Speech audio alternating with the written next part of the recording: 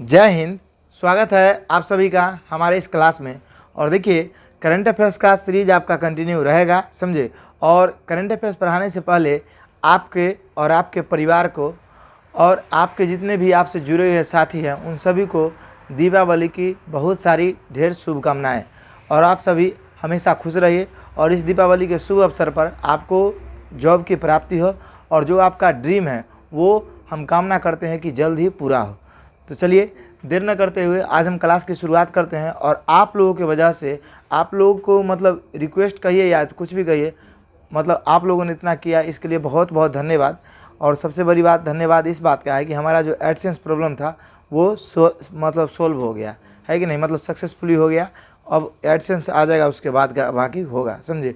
उसके बाद आप लोगों के दुआ से हमारा जो फैमिली प्रॉब्लम था वो सब भी अब सही है, समझे। तो आपका क्लास अब धीरे धीरे हम लंबा चलाएंगे, समझे। तो आप लोग बता दीजिएगा, अब जो क्लास होगा आपका वो कोई क्लास 30 मिनट 35 मिनट 40 मिनट का भी होगा, तो आप लोग पूरा देखिएगा, है कि नहीं। बीच में भाग नहीं जाइएगा, नहीं तो फिर हम आपका छोट वीडियो डालेंगे। क्योंकि क्लास सब करंट अफेयर्स का ज़्यादा लंबा बनाना है और स्टैटिस्टिक्स जीके का भी हम बीच बीच में क्लास देते रहेंगे। देखिए, हम भी तैयारी कर रहे हैं दो चीज़ों का। इसी वजह से क्या होता है कि हम वीडियो रेगुलर आपको नहीं दे पाते हैं। और रेगुलर तो दे देंगे ही, लेकिन कोई काम आ जाता है, इसी वजह से हमको दिक्कत हो जाता है। तो आप भी कहिएगा सर बहुत कुछ बोल दिया, अब क्लास करवाइए। तो चलिए अब हम क्लास की शुरुआत करते हैं। तो आप जानते हैं कि ये बिहार दरोगा स्पेशल करंट अफेयर्स है आपका। तो देखिए, आज पहले हम बात करेंगे भारत के तूफान एवं चक्रवात के बारे में, समझे। इससे भी आपके प्रश्न बन जाते हैं भारत के तूफान एवं चक्रवात के बारे में। तो इसमें देखिए कुछ ऐसे तूफान और चक्रवात है जिससे कि नाम आपसे पूछ लिए जाते हैं। तो देखिए, आपसे ज़्यादातर पूछेगा नामाकरण, मतलब ये जो तूफान आया है उसका नामाकरण कौन किया है। मतलब ये नहीं पूछेगा कि किस एरिया में आया है ज़्यादातर, समझे। आप इसको ये याद रखिए, इसका नामाकरण कौन किया है।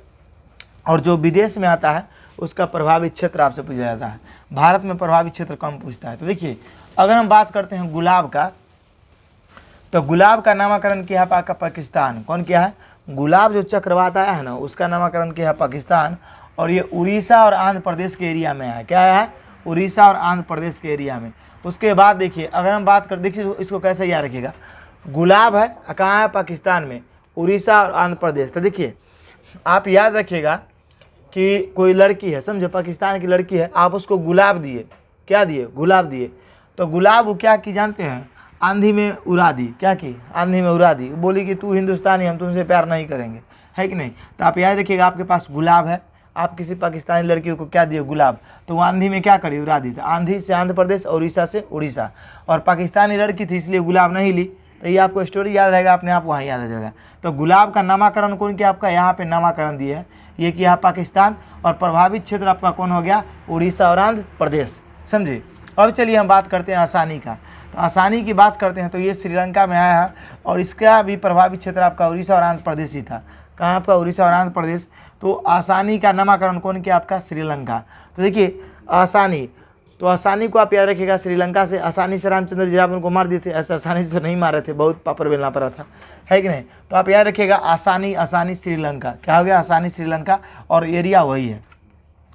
अब चलिए आगे हम बात कर लेते हैं सितरंग का। तो सितरंग आपका आया थाईलैंड में, मतलब थाईलैंड इसका नामाकरण किया है सितरंग का। और सितरंग की बात करते हैं तो ये आपका तमिलनाडु तथा आंध्र प्रदेश प्रभावित एरिया है। तो प्रभावित एरिया आप नहीं याद रखिए अब, समझे। तो सितरंग की बात करते हैं तो सितरंग का नामाकरण कौन किया है?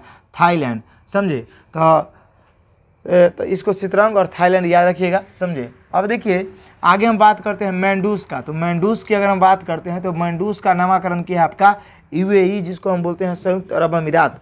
संयुक्त अरब अमीरात ने इसका नामाकरण किया है मैंडूस का। तो मैंडूस चक्रवात का आपको पूछेगा कौन नामाकरण किया है, तो यूएई।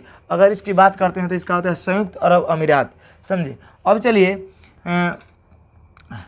आगे हम बात करते हैं ग्रेवियन का। तो ग्रेवियन जो है इसका नामाकरण कौन किया? आपका न्यूजीलैंड। कौन क्या है? ग्रेवियन का नामाकरण किया आपका न्यूजीलैंड। लेकिन एक बात समझिए, इसका ये नामाकरण नहीं किया है, नामाकरण ग्रेवियन का कोई नहीं किया है। अगर हम ग्रेवियन की बात करते हैं तो न्यूजीलैंड इससे प्रभावित एरिया है, मतलब ये वाला यहाँ पे आ जाएगा, है कि नहीं। तो आपका जो ग्रेवियन चक्रवात है ये काफ़ी इंपॉर्टेंट है, न्यूजीलैंड से इसे काफ़ी नुकसान भुगतना पड़ा है, तो इस वजह से आपका ये काफ़ी इंपॉर्टेंट हो जाता है। तो ग्रेवियन कहाँ है? आपका न्यूजीलैंड, समझे। तो ग्रेवियन आप कैसे याद रखिएगा? देखिए ग्रेवियन मतलब याद रखिए गोबर। तो आप ही अभी के ज़माना में देखिए आपको कहेगा गोबर उठा लो, तो कहीं नहीं उठाएंगे। तो गोबर नहीं उठाएंगे तो नहीं से न्यूजीलैंड ग्रेवियन, गोबर नहीं उठाएंगे, याद रखिए गोबर नहीं उठाएंगे, तो कैरेबियन न्यूजीलैंड, समझे। अब देखिए अगला जो है आपका मोचा, मोचा कहाँ है आपका, यमन में, कहाँ है, यमन में। तो आप याद रखिए कि एक बच्चा है अमन नाम के, क्या है, अमन नाम के, वो मकई के खाली मोचा खाता है। अगर मक्का सुने होंगे तो मोचा भी जरूर सुने होंगे। देखिए मकई का जो पेड़ होता है उसमें आपका ऐसे करके बाल निकलता है, समझे, और यहाँ पे इस तरह से आपका रहता है, तो इसी को हम बोलते हैं मोचा। क्या बोलते हैं, मोचा। तो क्या याद रखिएगा, मोचा। तो इस तरह से याद रखिएगा, अमन क्या खाता है, मकई के मोचा। अमन क्या खाता है, मकई के मोचा।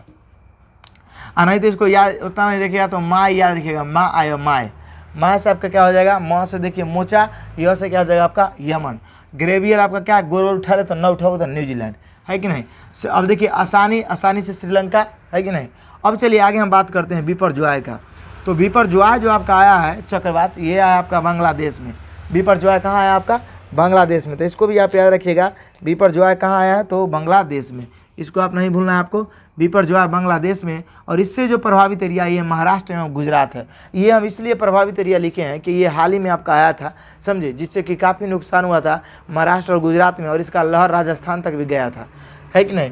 तो आप याद रखिएगा बिपरजॉय कहाँ पे आया, तो बांग्लादेश में। तो इसको याद रखिएगा बिपरजॉय बांग्लादेश में। तो यहाँ देखिए इसको याद करने का ट्रिक, बॉ से बिपरजॉय, बॉ से क्या हो गया, बांग्लादेश। तो इस तरह से याद रहेगा कि नहीं रहेगा, बॉ से बिपरजॉय और बॉ से बांग्लादेश। तब बिपरजॉय का नामकरण कौन किया आपका, तो बिपरजॉय का नामकरण किया बांग्लादेश। अब आगे हम बात करते हैं हामून का। तो हामून की बात करते हैं तो हामून का नामकरण क्या है, ईरान। कौन क्या है, हामून का ईरान। तो याद रखिएगा आप इसको, मतलब हनुमान और इससे इन्हें याद रखिएगा कि आप ईमान, हनुमान और ईमान याद रखिएगा। तो देखिए हनुमान जी कि कोई भी परिस्थिति कैसा भी आ जाए लेकिन उनका ईमान कभी डोला, बिल्कुल नहीं डोला, तनिक भी नहीं डोला। तो याद क्या रखिएगा, हनुमान के ईमान, मतलब हनुमान जी का ईमान कभी डोला ही नहीं, है कि नहीं। तो इस तरीक़े से आप याद रख सकते हैं कि हनुमान जी का ईमान कभी नहीं डोलता है। तो ईमान से क्या हो जाएगा ईरान, हामून से क्या हो जाएगा हनुमान, है कि नहीं। और सचमुच में परिस्थिति चाहे कैसा भी, हनुमान जी कभी नहीं परिस्थितियों से डरे, न कभी घबराए और न कभी अपने आप को बदले, समझे। तो इसलिए तो हनुमान जी है कि नहीं। This is my favourite God. चलिए अब देखिए, ये आशा करते हैं आपको समझ में आ गया होगा, है कि नहीं। अब चलिए ये तो आपको याद हो ही गया होगा।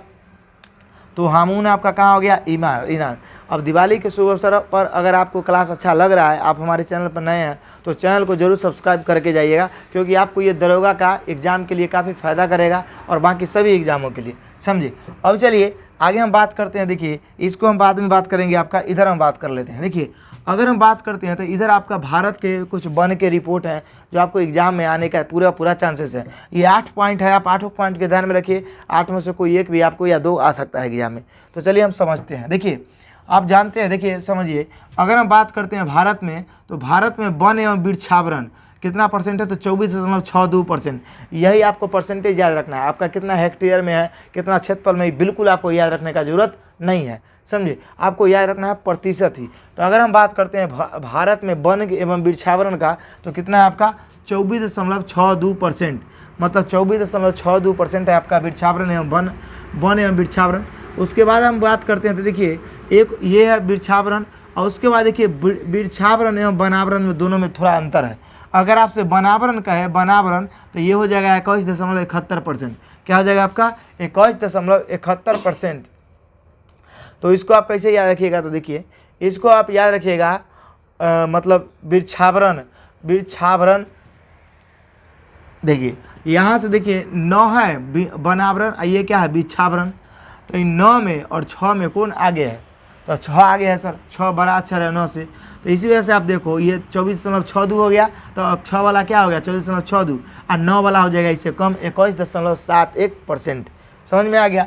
अब चलिए आगे हम बात करते हैं कुल वृद्धि वन का, मतलब कुल वृद्धि वन इस बार कितना मतलब हुआ है, तो 2261 किलोमीटर का वृद्धि हुआ है इस साल। अगर 2023 की बात करते हैं तो 2261 किलोमीटर का वृद्धि हुआ है वन में, समझे। अब अगर हम बात करते हैं कि सर देश में मैंग्रोव वन मैनग्रोव वन किसको कहते हैं समझिए। मैनग्रोव वन जहाँ पे दो नदियों का संगम होता है, नदियाँ जहाँ पे समुद्र से मिलती है, तो वहाँ पे कुछ ना कुछ मतलब जो नदी बहती है और जो गाद ले जाती है अपने साथ, या मतलब जो भी अवसाद ले जाती है उसको जमा देती है एक जगह पे, समझे।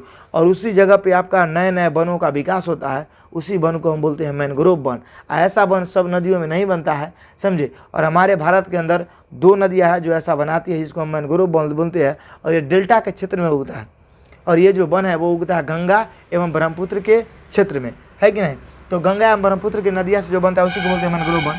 तो इसका जो है आपका देखिए 4992 किलोमीटर है, 4992 किलोमीटर है। और उसके बाद देखिए, इसके बाद क्षेत्रफल की बात करते हैं, इस प्रति मतलब किलोमीटर स्क्वायर में कितना, तो 17 किलोमीटर स्क्वायर के एरिया में, समझे। पर 1 किलोमीटर स्क्वायर में 17 किलोमीटर तक है आपका। अब चलिए, तो 4992 किलोमीटर याद रखिएगा। उसके बाद देखिए, अगर हम सर्वाधिक मैनग्रोव वन की बात करते हैं, तो आप लोग जानते होंगे कि गंगा ब्रह्मपुत्र कहाँ, पश्चिम बंगाल के खाड़ी में संगम बनाती है, पश्चिम बंगाल में। तो सबसे ज़्यादा मैनग्रोव आपका कहाँ मिल जाएगा, पश्चिम बंगाल में। और दूसरा नंबर पर खंबात के खाड़ी जो गुजरात है आपका, वहाँ पे। और उसका इसका क्या है, अंडमान निकोबार द्वीप। तो आपको कहेगा सर अंडमान निकोबार क्यों लिख दिया जब 2 गो ही आया था। तो देखिए, पश्चिम बंगाल, गुजरात और अंडमान निकोबार द्वीप समूह इसलिए पूछे कि अगर आपसे पूछ देगा कि केंद्र शासित प्रदेश में सबसे अधिक मैनग्रोव वाला कौन है, तो आपका कौन हो जाएगा, अंडमान निकोबार द्वीप समूह, है कि नहीं। क्योंकि आपको दमन भी द्वीप लग सकता है, ऐसे तो आपको कभी भी चंडीगढ़ वगैरह नहीं लगेगा, ना ही आपको दिल्ली लगेगा, क्योंकि उस समय तो नदी ही नहीं गिरता है कि नहीं। तो आप दमन व द्वीप, दादर व नगर हवेली और अंडमान निकोबार द्वीप में फंसिएगा, तो यहाँ पे अंडमान निकोबार द्वीप याद रखिएगा। ऐसे भी आप ब्रिलियंट होइएगा तो खुद ब खुद अंडमान निकोबार सोच भी सकते हैं, क्योंकि पश्चिम बंगाल का एरिया उधर है। अब चलिए आगे हम बात करते हैं, देखिए सर्वाधिक वन का। तो सर्वाधिक वन जो आपका है, वन पर मतलब वन, वो आपका देखिए यहाँ पे एक मिस्टेक, हाँ सही है। सर्वाधिक वन की बात करते हैं तो एमपी में है, मतलब सबसे ज़्यादा वन वाला राज्य कौन है, जहाँ पे सबसे ज़्यादा वन है, फॉरेस्ट है, सबसे ज़्यादा जंगल है, तो वो है आपका मध्य प्रदेश। उसके बाद प्रतिशत में अगर हम बात करते हैं, सबसे अधिक परसेंटेज में वन कहाँ पे है, मतलब कहने का ये है कि इतना अगर इसके पास एरिया है, तो इस एरिया के हिसाब से मतलब सबसे ज़्यादा परसेंटेज में वन कहाँ है, तो वो है आपका मिजोरम में। कहाँ है, मिजोरम में। और दूसरे नंबर पर है आपका अरुणाचल प्रदेश में। सबसे ज़्यादा अगर प्रतिशत में अगर आपसे पूछेगा तब मारिएगा कि आप मिजोरम, और दूसरे नंबर पर अरुणाचल प्रदेश। और सबसे ज़्यादा वन की बात करें तो मध्य प्रदेश में। अब चलिए आगे हम बात कर लेते हैं, सबसे कम वन वाला राज्य कौन है। तो सबसे कम वाला वन वाला राज्य आपका हरियाणा और पंजाब, जिसका नाम है हरा से, उसी के पास सबसे कम है हरियाणा, उसका क्या है आपका पंजाब। तो हरियाणा और पंजाब के पास सबसे कम आपका वन मिलेगा। आगे हम अगर बात करते हैं सर्वाधिक वन में वृद्धि करने वाला राज्य आपका कौन है, तो सर्वाधिक वन में वृद्धि करने वाला राज्य आपका आंध्र प्रदेश है, समझिए। आंध्र प्रदेश 2023 और 22 के डाटा के अनुसार सबसे अधिक अपने राज्य में वन का मतलब क्या किया है, सबसे ज़्यादा वन का वृद्धि किया, कौन है आपका आंध्र प्रदेश। अब चलिए यहाँ पे हम इसरो के मिशन के बारे में आ जाते हैं। तो इसरो के कुछ मिशन है, इसको समझिए। सबसे खास बात यह है कि आपको याद हो जाएगा, इसलिए कि सबका सब 2024 में है कि नहीं। आपका चंद्रयान 2 मिशन था जो 2023 में सफल लैंडिंग हो गया, हो भी गया, है कि नहीं। तो वो तो एक अलग ही टॉपिक हो गया, आपको याद हो ही गया होगा। तो इसलिए अब सब 2024 वाला बचा है। तो देखिए गगनयान 3 मिशन जो होगा वो 2024 में लॉन्च होगा। ये मानव युक्त, ये सब इसरो करेगा आपका। इसमें आपका मानव जाएगा अंतरिक्ष में, समझे। उसके बाद शुक्रयान की बात करते हैं, तो शुक्रयान 2024 में ही लॉन्च होगा। ये वायुमंडल के भ्रमण करेगा, मतलब मान के चलिए, देखिए शुक्र अगर ग्रह है तो शुक्र का जो वायुमंडल है, ऐसा नहीं कि शुक्र में घुस जाएगा तो जरिए राख हो जाएगा, है कि नहीं। तो शुक्र का वायुमंडल चारों तरफ से फैला होगा, तो इस वायुमंडल में जाकर ये अध्ययन करेगा कि यहाँ के शुक्र के चारों ओर क्या चल रहा है कि नहीं, शुक्र में क्या है, खास है नहीं है, इसका पता करेगा कौन आपका शुक्रयान फर्स्ट मिशन। क्योंकि इससे पहले हमारे भारत इसरो ने शुक्र पर कोई भी मिशन नहीं लॉन्च किया है। अब मंगलयान 2 की बात करते हैं, तो मंगलयान 2 2014 या 14 में ही आपका लॉन्च हुआ था प्रथम, और 2024 में ये होगा। तो ये मंगल का दूसरा मिशन होगा, समझे। और पहला मिशन हम लोगों ने सफल किया था, जिस पर आपका अक्षय कुमार का सिनेमा भी है। आगे देखिए अगला मिशन जो है आपका वो है निसार। निसार जो है आपका 2024 में लॉन्च होगा। ये पृथ्वी के निगरानी के लिए दोनों मिल के लॉन्च करेगा। कौन कौन, तो निसार करेगा आपका नासा और इसरो मिल के। ये जो निसार मिशन है, इस सब मिशन में सबसे ज़्यादा इंपॉर्टेंट मिशन है। आप कहिएगा सर काहे सबसे ज़्यादा इंपॉर्टेंट है, तो इसका सबसे खास बात ये है कि इस मिशन को अंजाम देने के लिए इसरो नासा के साथ कंबाइंड होकर काम कर रहा है कि नहीं। तो इस वजह से निसार आपके एग्जाम के लिए काफ़ी इंपॉर्टेंट हो जाता है, दोनों मिल के, है कि नहीं। तो आपसे क्वेश्चन पूछेगा, देखिए जैसे पूछेगा कि निसार किसके साथ किया गया यह मतलब मिशन है, तो नासा देगा, जक्सा देगा, चाइना का कंपनी का देगा। तो इस तरह से जक्सा जापान का है, रूस का भी देगा। तो आप याद रखिएगा क्या है आपका निसार, इसका किसका तो नासा और मतलब भारत का। तो ये जो आपका करंट अफेयर्स था, इससे भी आपका 1-2 सवाल फंस सकता है और आने का पूरा चांसेस है, समझे। तो आप इसका स्क्रीनशॉट लीजिए, फिर हम आगे आपका बात करते हैं। तो आशा करते हैं कि आप ये पूरा क्लास समझे होंगे, समझे। इसमें कोई ज़्यादा ट्रिक वाला बात नहीं था। तो आप इधर वाला डाटा पूरा याद रखिएगा, समझे। ये भी डाटा याद रखिएगा। करंट अफेयर्स को अब थोड़ा हम स्पीडली पढ़ाएंगे। आज इस तरह से 15-20 मिनट का वीडियो डाले हैं, लेकिन अब अगला वीडियो हो सकता है तो लंबा वीडियो जाएगा। तो आप लोग कतराइएगा मत, देखिएगा, क्योंकि अब जो हम टॉपिक आपको कराने वाले हैं वो टॉपिक सबका सब इम्पोर्टेंट ही होगा, और इससे पहले का भी सारा का सारा इम्पोर्टेंट था। आपका स्टैटिक जीके का भी क्लास जाएगा, तो आप लोग टेंशन मत लीजिए। चलिए, तब तक के लिए फिर से हम आपसे एक बार कहते हैं, आप सभी को दीपावली की बहुत सारी ढेर शुभकामनाएं, समझे। और आप और आपके परिवार हमेशा खुश रहें, यही हम चाहते हैं। और आपका जो भी मुकाम हो आप जल्दी से जल्दी प्राप्त करें। चलिए, तब तक के लिए जय हिंद, जय भारत। मिलेंगे आपसे नेक्स्ट क्लास में।